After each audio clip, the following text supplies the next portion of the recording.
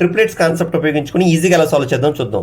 ఇక్కడ secant at అంటే మనకు స్పష్టంగా తెలుసు హైపోటెన్స్ బై బేస్, అదేవిధంగా టాన్ ఏట్ అయితే మనకు స్పష్టంగా తెలుసు ఆపోజిట్ సైడ్ బై బేస్. అంటే ఎప్పుడు కూడా ఈ డినామినేటర్లో బేస్ ఉంటుంది కాబట్టి ఆ పాయింట్ మీరు మైండ్లో పెట్టుకోండి. నెక్స్ట్ మనం ఇచ్చినటువంటి వాల్యూ నేను ఏం చేశానంటే 4/1గా రాసుకున్నాను.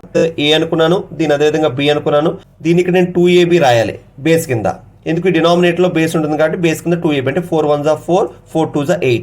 నాకు హైపోటెన్స్ కావాలంటే ఏమీ లేదండి, నాకు a² ప్లస్ b², 4² ప్లస్ 1 అంతే నాకు 17. ఆపోజిట్ సైడ్ కావాలంటే ఏం లేదండి, a² మైనస్ b² అంటే 16 మైనస్ 1 అంటే 15.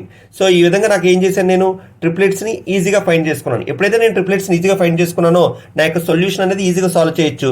సో సైన్ థీటా అంటే నాకు ఏం తెలుస్తుందండి, ఆపోజిట్ సైడ్ బై హైపోటెన్స్ అంటే 15/17.